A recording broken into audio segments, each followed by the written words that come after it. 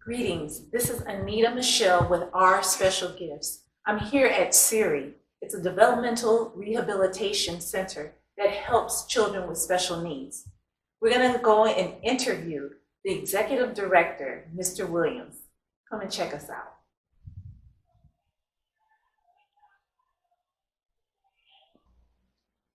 Well, this is Anita Michelle with Our Special Gifts, and I'm so thankful for this opportunity to come to SIRRI.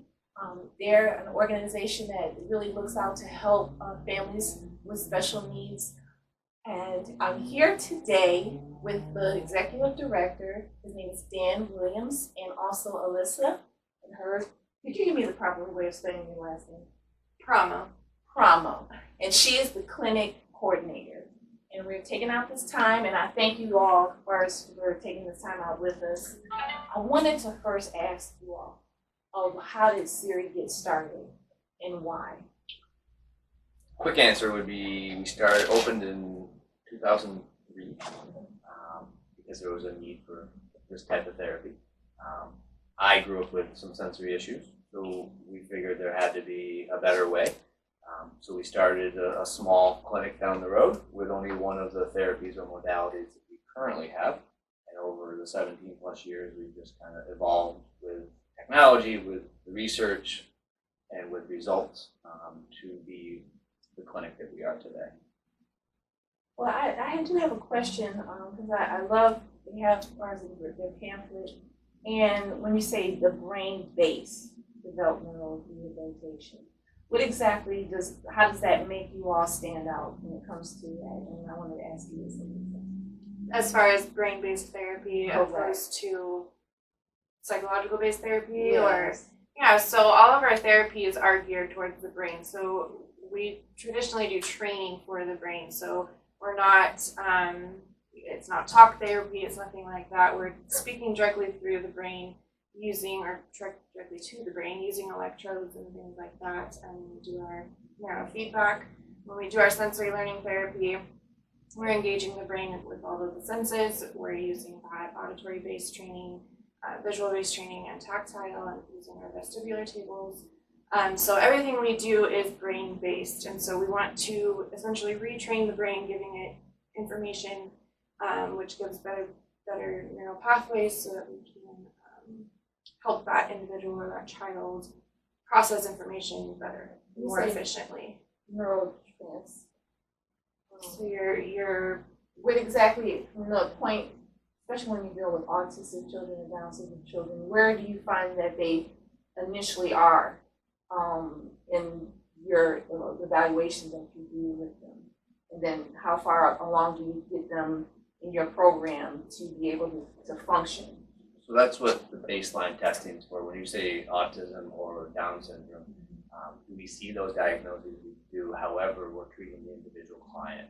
So it's not a cookie cutter type place, because we've seen a lot of autism, and as you probably know, there's a big spectrum of what is autism, and there's a lot of misdiagnosed autism, etc. So we hear some of our clients come in with no diagnosis, some come in with 7. We're still going to evaluate that individual. Let's say it's an 8-year-old male. We're going to evaluate that 8-year-old male, comparing them to 8-year-old male brains, or 8-year-olds, or second graders, or whatever the comparison is.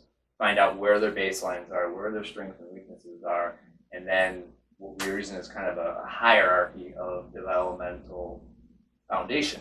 So we want to find out where the bottommost breakdown is, and that's where therapy needs to start. So we have to build a neurological foundation developmentally, and then build upon that. So let's give you an example. We see a lot of kids with attention, focus, time on task issues. So if you picture a pyramid here, developmental pyramid, attention and focus is up here. But if we evaluate and assess the client, and there's a breakdown in auditory processing or visual processing or timing and sequencing, that's where therapy is going to start.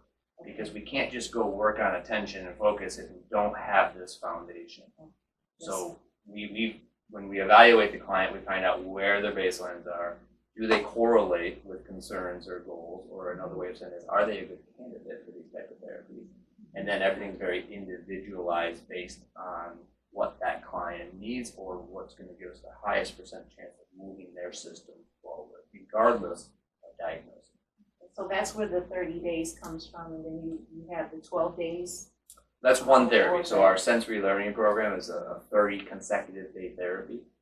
And that would be our foundational therapy. So that would be if there's auditory, visual, processing issues, vestibular issues, sensory processing. Break So, down the vestibular. yeah, vestibular is just your balance and movement system. Okay. So, your vestibular system fires 24 hours a day, 365 days a year because we live on a planet with gravity. So our vestibular system is, our balance and movement system. So your three primary sensory systems are vestibular, auditory, and visual. So if a client comes in and there's an issue in those areas, that's where therapy would start. If the foundation's there, then we move up, timing, sequencing, rhythmicity, motor planning, et cetera, to find out where their breakdowns are and what the severity level is. So is it a mild impairment? Is it a severe impairment?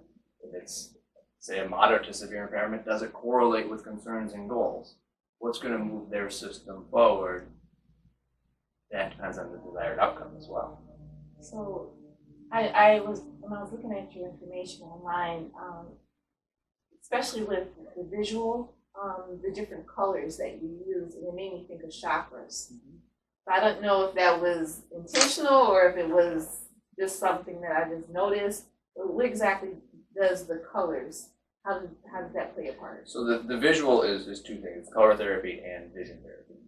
The vision therapy side of it is you're going to work on horizontal tracking, vertical tracking, convergence, divergence, fixation, maintenance, all these different visual skills terms, and expanding that visual field. So that's not acuity, it's not how well you see, it's how well you process what you see.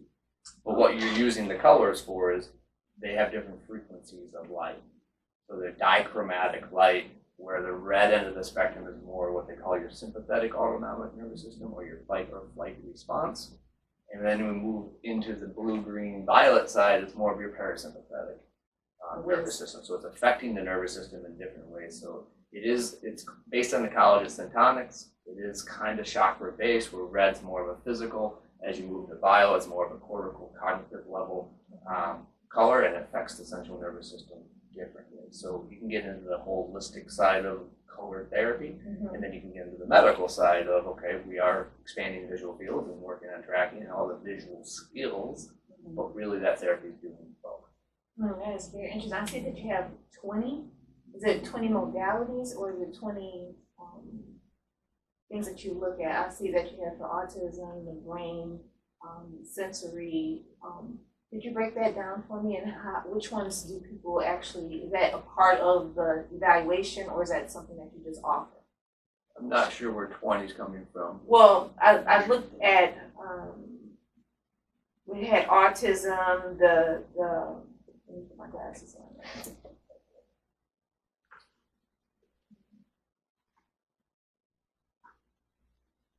Like it had for the balance disorders, development, you had a list. Oh, so you're saying different areas the that different could areas, be affected exactly. because of and that I just counted them. It was like 20 of them. And I was Okay. like, wow, I said this is intense. So Gotcha. yeah. So that's kind of a symptom chart or progress list of Okay. things that particular therapy could help. So again, it's not like we go in there, we're going to challenge the brain, right, globally, and what comes out of it is we don't always have full control of, right? So we're going to strengthen or challenge those pathways, and sometimes, we see increased expressive and receptive language, better attention, better eye contact, but it maybe doesn't affect their tactile defensiveness, right? So it's symptom checklist of what could be correlated or what could benefit from that particular therapy. Do you find that parents are they find out things about their children that they initially came here to find out, okay, this is what's going on with my child, but through this evaluation you tell them things that they didn't even have an idea that the children were dealing with? Yes and no. So a lot of times we are not telling the parents anything they don't know. We're just correlating it with objective testing and having a treatment plan or answers for them, right? So a lot of times we're not telling them anything they don't know, but when we do like a brain map or quantitative electroencephalography, there's a lot of information that comes out that sometimes is an aha moment for the parents. Sometimes it's they think it's more of a behavioral problem, and then you find out that they have under-arousal in the frontal lobe, which correlates with impulse control and executive functioning type issues. So now it's not just always a personality or a choice, Okay. but their brain So underlying maturation isn't situation. quite to their chronological age. Okay. Understood. I had asked you when we were waiting outside in regards to Temple Grammar, because I remember she used to say she touched on it. She went to my son's school last year at Science Preparatory Academy, and she had stated about the brain and how to be able to really actually see what's going on with each individual child. So have you, is any of her research or anything that she's talked about correlate, I guess, with your program of how you diagnose people or you work with them?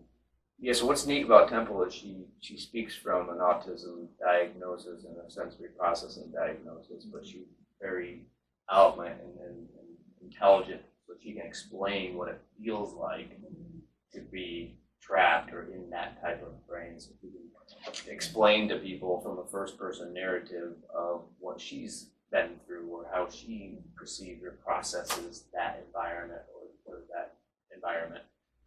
So that's what we work on. So for the viewers, when we speak of sensory, all sensory is how your brain takes in information, right? And there's only a few ways: auditorily, visually, vestibularly, tactile, which is touch, olfaction, which is smell, etc. So there's only a certain ways, and what your brain does with that information can be inefficient or it can be efficient. So you can be hypersensitive, where, let's say, auditory sensitivities or tactile sensitivities, where certain clothing just causes that fight or flight response, and you can be hyposensitive, where you need more stimulation, so you can't get enough. So that's all your sensory processing disorders are, is hyper or hypo, and sometimes, a lot of times they have both, one dominant. So it's just how your brain takes in information, and then what our program does is challenges, stimulates, exercises those pathways to build that foundation to teach the brain to take in that information quicker and more efficiently. That's a wonderful summary of it. I wanted to ask you this, what has been your experiences with the clients that you try to assist? Yeah, I've been here for 5 years. I've seen a lot of clients. It's a hard question because it's so ranging, like we talked before, we don't treat the diagnosis, but we do look for those strengths and weaknesses, and so that can be such a broad spectrum of, strengths and weaknesses. But I would say in the 5 years that I've been here, I think there's been very few, if any, that we didn't see anything, and everything's very positive. And like you touched on before, do we light up anything in the parents, or bring up anything that they didn't know that was going on? And I would say that I think we define a lot of it more for them, and so we kind of give them more of that insight into what is going on, like Dan had said. And so it's fun to see that progression from where they kind of have that realization of full picture of what's going on with their child, and then we start therapy, and there's that hesitation of not quite understanding, everything that's going into it and what the outcomes could be. And the cool thing is we can pretty much guarantee there's no negative that's going to come out of it. We're either not going to see much or we're going to see a whole lot, but we're not going to go the other way with it, because all we're doing is giving the brain positive information, basically, and we're going to see how well they can build upon that. Well, in doing having them in the different, we're going to do a tour as well of the facility. Mm-hmm. How are you able to get them to relax enough to be able to be tested? Yeah, well, there's a lot of different techniques. I would say, depends on the kid that walks through those doors. But initially, there's sometimes fear, like we're more like a doctor's office, or are they going to get shots, or what's going to happen. So we try to explain very thoroughly and make sure the child's comfortable, tell them everything that's going to go on. They get a little tour of the facility.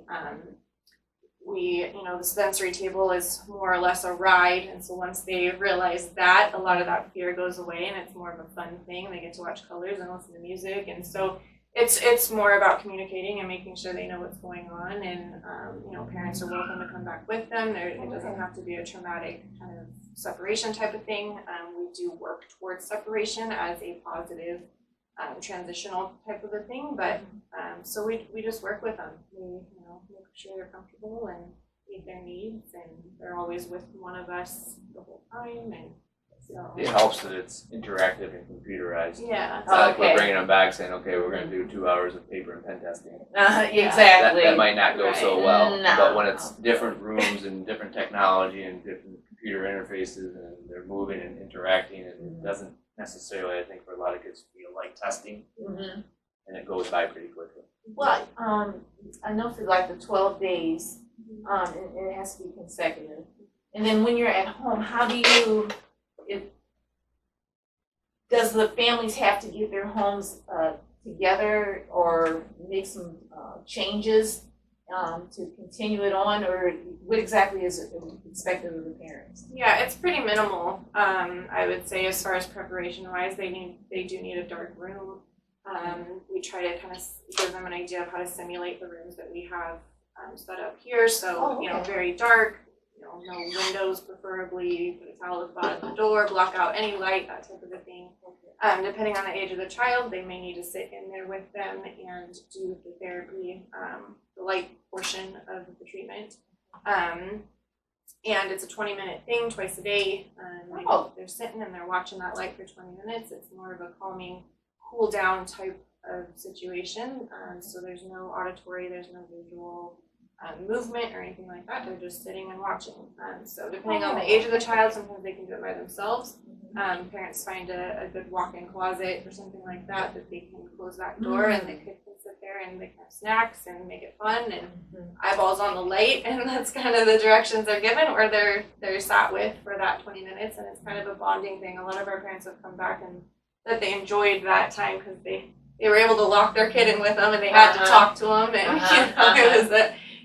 it was kind of a fun thing for them to do every single day, twice a day. So just depends on the age and how they want to work it, but pretty simple. That's funny you say about it, because my son, the one that has autism and Down, he goes into my walk-in closet, and sometimes I'm like calling out for him, like, okay, where does this little boy go?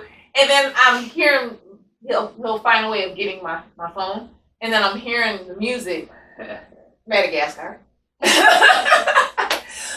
And I open it up and he's just laying there, and I'm like, oh, okay. So he's the one that really loves going into. And my other son, he loves the tent, having and just rap and being rapped. That was his thing. But I was telling Mr. Williams earlier that I came to the facility about what is it, 2013 or I 2014. think it was pre-wrinkles. Pre-wrinkles. I didn't have wrinkles then. That's all right, Shirley. You say you don't get older, you just get experience. That's right. That's right. But yeah, and I was just amazed. And at the time, for me financially, I was like, it just didn't seem like it was going to be a possibility to go through that. So I just wanted to ask you now, how would the parents be able to get this treatment? And what would be the financial responsibility for the parents? So there's a few ways to answer that, and when you're dealing with basically one-on-one, high quality, high technologically advanced therapies, it's very low volume. So the positives of that is the kids who come here, they're not just another number. We get to know the family really, really well, and they get one-on-one treatment. But because of that, it's not a large volume clinic. So we've been asked a lot of times why we don't take insurance.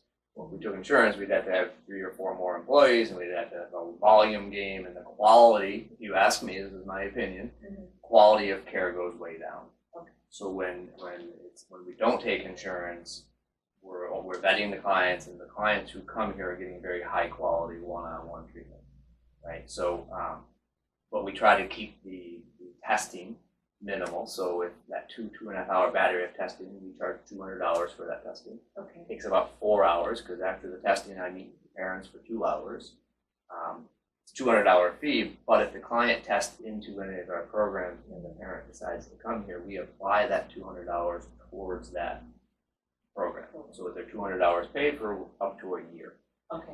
If we can bill insurance, meaning the client has out-of-network benefits, and they test into a program that's insurance billable, we'll bill their insurance on behalf of the family of the client. Okay. So we'll fill out what's called health insurance claim forms, and we'll submit, and then the insurance check would go to that parent. Okay. Other ways that we make it very reasonable is most of our clients do a monthly payment plan with no interest or added cost or fees. Oh, really? And it's all financed through us. We don't use a third party, so we just come up with a reasonable payment structure, and it's a monthly plan for the length of the client's stay.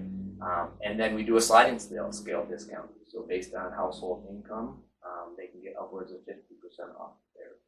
Oh, this is wonderful. I mean, I was sold when I had came, and I knew one day that I was going to come back here. And it's interesting that for my podcast that I'm so blessed to be with you all and get the information. And it's really important for me to be able to give information that can help families, especially families that didn't even know that you were here, and to be able to improve the quality of life of their children and for the whole entire family. So I want to be able to, hopefully, if it's okay with you all, to tour the facility and show our parents what it looks like. Absolutely. Okay. Sounds Thank good. you. Thank you. This would be a typical neurofeedback setup. We'd have our client sitting in that chair. We use DVD training. It's just for auditory and visual feedback. We have electrodes on their scalp, Bluetooth their EEG or their brain waves to our computer, as you can see here.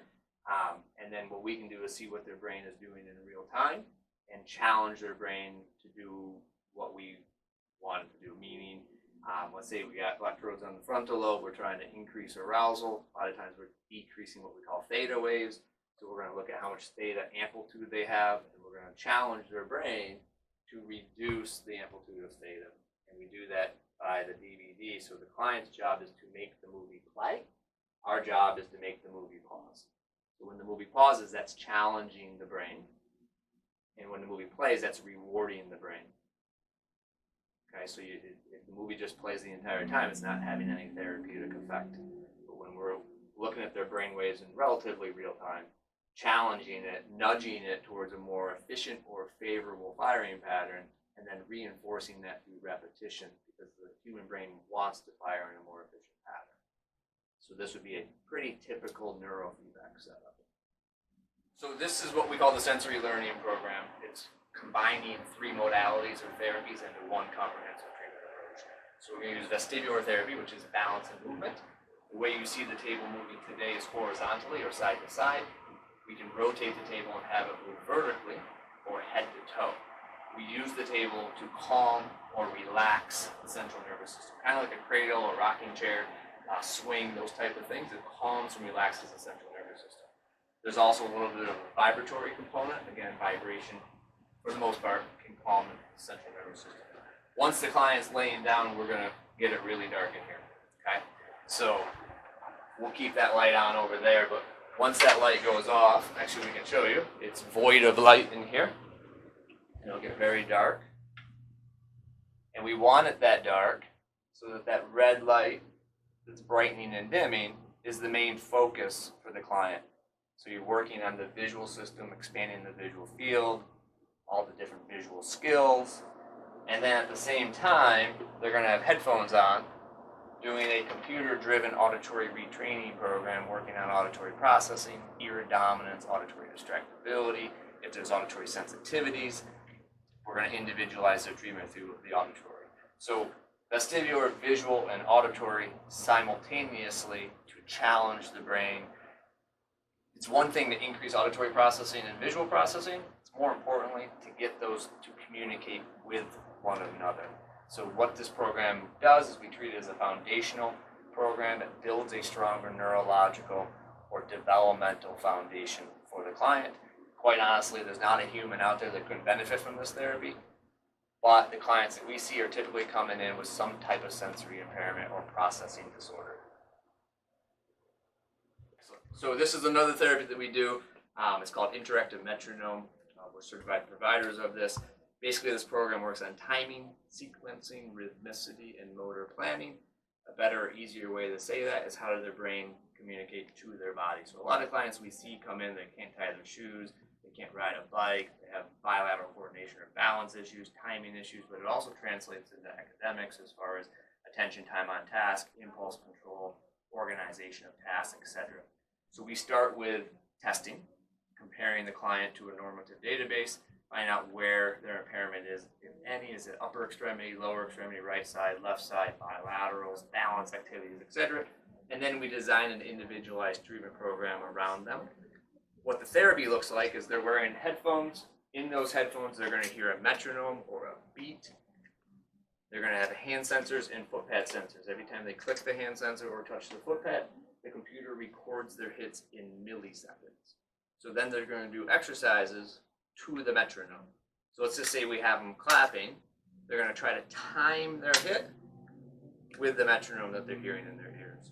And the computer is going to tell us if they're early or late with their hits, and if they're early or late, how many milliseconds off the beat they are, comparing them to a standardized norm for their age bracket. So we're going to individualize the therapies. We can get more advanced and use what's called a bow swoop ball for more balance or more advanced exercises. Really depends on the client, where they're coming in, how severe the impairment is, but it's repetition, repetition, repetition. So any 45-minute session, we're challenging the client to do upwards of 1,500 repetitions. Usually 2 to 3 times per week for a few weeks. Again, get the brain communicating to the body. You're working on what we call interhemispheric lateralization, or communication between the two hemispheres.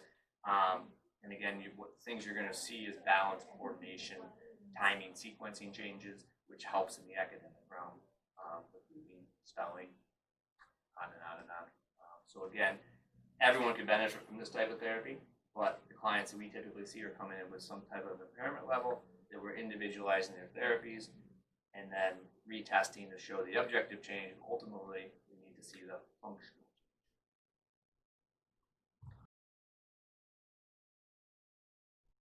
I want to thank Dan and Alyssa for taking the time out the other day to give me a tour of SIRRI and also the information that will be very helpful to our families. Again, thank you. My name is Anita Michelle with Our Special Gift at Central City Radio.